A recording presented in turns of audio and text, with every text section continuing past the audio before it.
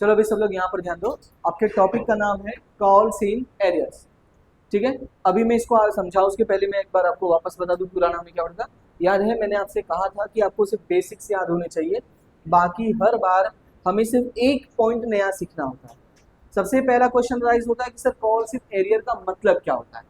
क्या इसका मतलब किसी को पता है? कॉल्स इन एरियर्स का मतलब नहीं पता? किसी को पता है? नहीं पता, कोई बात नहीं। देखो, कॉल्स इन एरियर्स का मतलब ये हुआ कि जो आप अमाउंट रिसीव करने वाले, ध्यान से सुनना, आपने जो अमाउंट कॉल किया था आप रिसीव करने वाले थे, बट आप लोगों ने रिसीव नहीं किया है। तो जो अमाउंट रिसीव नहीं किया है that amount is known as a calls in arrears. मतलब ऐसा हुआ कि पैसे आपको मिलने वाले थे लेकिन आपको पैसे मिले नहीं। मेरा एक छोटा सा क्वेश्चन है कि अगर आपको पैसे नहीं मिले तो आपका क्या हुआ? वो लॉस हुआ कि नहीं हुआ? मतलब बेसिक, मैंने कहा ना बेसिक्स पे ध्यान देना। अगर आपका लॉस हुआ है तो हम ऐसा बोल सकते हैं कि कॉल्स इन एरियर जो है लॉस है, और इसी वजह से ये हमेशा क्या होना चाहिए? Debit, as per the counting rule. हाँ या ना? क्लियर है? तो इसका मतलब क्या हुआ कि आपको याद रखना है कि कॉल्स इन एरियर्स ऑलवेज क्या होता है? डेबिट होता है। बता, रीजन में कोई तकलीफ? ये बात क्लियर हुआ?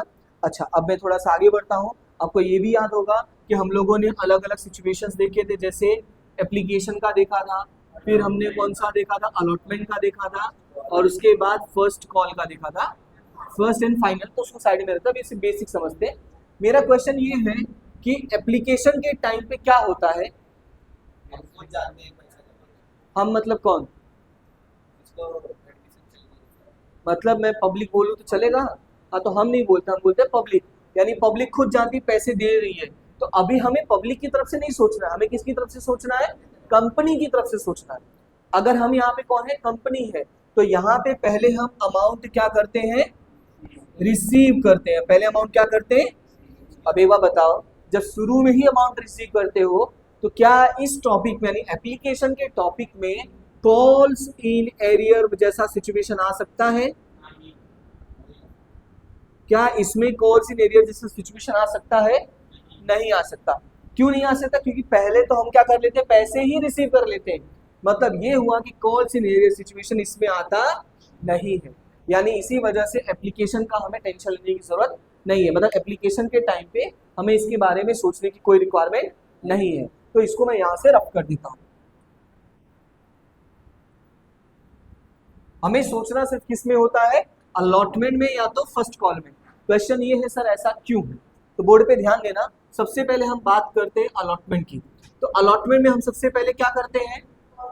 कॉल करते हैं। हम सबसे पहले क्या करते हैं? कॉल। फिर क्या करते हैं? अमाउंट रिसीव करते हैं। मैंने तो यही बोला ना कि हम लोगों ने कॉल किया था लेकिन रिसीव नहीं किया। तो हम कॉल तो अलॉटमेंट के बाद से ही शुरू करते हैं ना। तो अब मेरा क्वेश्चन है कॉल करने का एंट्री क्या होता है?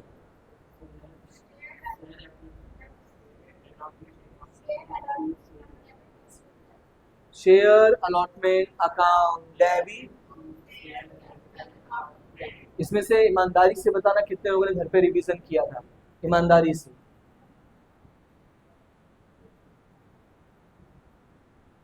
ये बात मैंने इसलिए क्लियरली समझाया है कि विदाउट रिवीजन जो है, आप ये सोचो कि अभ्यास जो होता है ना वो इसीलिए लोग कहते थे कि बिना अभ्यास के तो आप कुछ नहीं कर सकते। मैं आपको एक छोटा एग्जांपल दूं। मैं जैसे रेगुलर बेसिस में यहाँ बाइक चलाता हूँ, पर कभी कभी ऐसा था जब 1 डेढ़ महीने गाँव चला जाओ और वहां से वापस आओ तो अपनी ही बाइक चलाने में अंदर से थोड़ा घबराहट जैसा होता है, जबकि मैं रोज चला रहा था उसको। रीजन क्या था? कि बीच में मेरा क्या हो गया? गैप हो गया, अभ्यास मेरा छूट गया है। इसीलिए अगर कोई खिलाड़ी एक बार रिटायर हो जाता है तो उससे दोबारा उम्मीद नहीं करता कोई कि आगे इतना ही अच्छा खेल पाएगा, क्योंकि प्रैक्टिस उसकी क्या होती है? छूट जाती है। इसलिए प्रैक्टिस बहुत जरूरी है। ठीक है, चलो बोर्ड पे ध्यान दो। अभी इसकी एंट्री क्या होगी? Share, allotment, account, debit to share, capital, account, credit. चलो अब रिसीव की एंट्री बोलो। ये वाला बड़े जल्दी बोल दिए। अच्छा, पैसा आया इसलिए? ये भी ठीक है। Bank account debit to share allotment account credit. वैसे ये पहली बार नहीं हुआ है, मैं जब भी ये चैप्टर शुरू करता हूँ ना, ये वाली एंट्री जल्दी कोई नहीं बोलता है, लेकिन ये वाली धड़ से बोलते हैं, और ऊपर से खास करके लड़कियां, है ना। चलो बोर्ड पे ध्यान दो, मजाक कर रहा हूँ, सीरियस मत होना। चलो देखो, ये इतना एंट्री क्लियर हुआ। मैंने क्या बताया, इसमें कुछ नया बताया, ये तो हम पहले भी पढ़ चुके हैं ना। अब नया क्या है वो सुनना। मैंने क्या बोला था कि नया सिर्फ एक पॉइंट आएगा, उससे ज्यादा नहीं आता है। अब इसमें नया क्या है वो ध्यान से सुनना। हमने जब कॉल किया तो क्या हमें कॉल के टाइम पे पता रहेगा कि कौन एडवांस, कौन पैसे नहीं देगा, कौन गद्दारी करेगा, क्या हमें ये पता रहता है? नहीं। मतलब कॉल के टाइम पे एरियर का सिचुएशन अराइज नहीं होता है। मैं एक छोटा सा एग्जांपल लेके चलता हूँ कि मैंने 500 शेयर थे मेरे, कितने शेयर्स थे, और उस पर मैंने 2 रुपए मांगा था। कितना रुपए मांगा था? 2 रुपए। तो 500 मल्टीप्लाई बाय 2 कितना होता है? 1000। तो यहाँ पे कितना हो जाएगा? शेयर अलॉटमेंट अकाउंट डेबिट कितना? 1000 रुपए। To share capital account credit कितना? 1000 रुपए। बता कोई तकलीफ?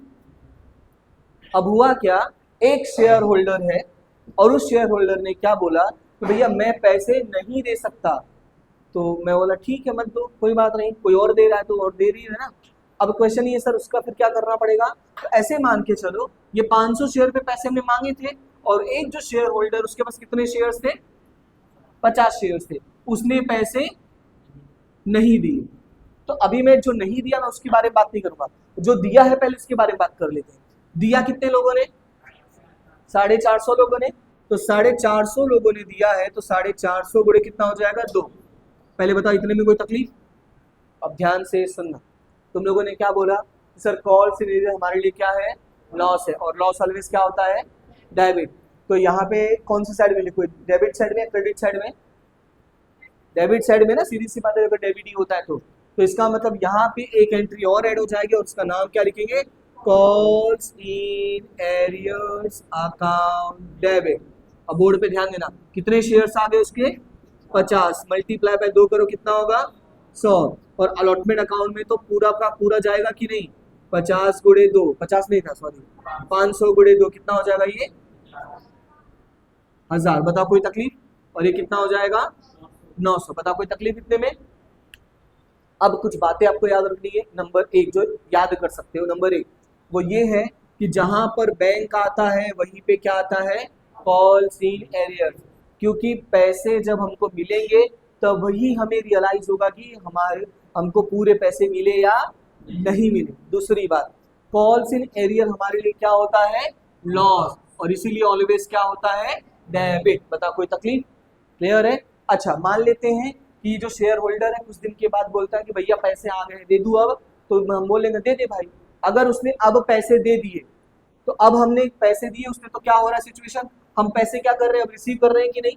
तो रिसीव कर रहे हैं, तो हम यहाँ पे क्या लिखेंगे? Bank account debit. कोई तकलीफ इतने में? क्लियर है इतना? अच्छा, ये किस बात के पैसे रिसीव किए हम लोगों ने? शाबाश, कॉल्स इन एरियर्स की। सर क्योंकि अलॉटमेंट तो पहले ही मांगा था ना, ये तो पैसा दिया नहीं था, वो दिया है। तो ये पैसे किस बात के receive? Calls in arrear. Entry क्या हो जाएगी? To calls in arrears account credit. कितने अमाउंट से? 100 रुपए। बताओ कोई तकलीफ? क्लियर है इतना? समझ में आया? यही है आपकी बेसिक एंट्री। अब इसका मतलब क्या हुआ कि जहां जहां पर बैंक आएगा वहां वहां पर क्या आएगा? Calls in arrears. अब जैसे अब मान लो किसी ने फर्स्ट कॉल के टाइम पैसे नहीं दिया, तो पहले एंट्री क्या होगी उसके, वो बताओ? Share first call account debit to share capital account credit. उस टाइम पे कोई लफड़ा नहीं है। आगे बढ़े, आगे कौन सा है? अमाउंट रिसीव करने का। तो एंट्री क्या होगा? Bank account debit. और पैसा नहीं मिला उसके एंट्री कौन लिखेगा? तो बैंक के नीचे तो बोलो तो सही। जब तक तुम बोलोगे नहीं, मन में रखोगे, थोड़ी मेरे को सपना आएगा कि बैंक के नीचे है। तो आपको बोलना होता है bank account debit calls in arrears account debit to share first call account credit. पाइवर्गियो। पहले बताओ इतना समझ में आया? कोई तकलीफ किसी को? हाँ, तो फिलहाल अभी के लिए इतने ही रखते हैं, इसको लिख लो, ठीक है? बाकी का डिस्कशन बाद में कर लेंगे।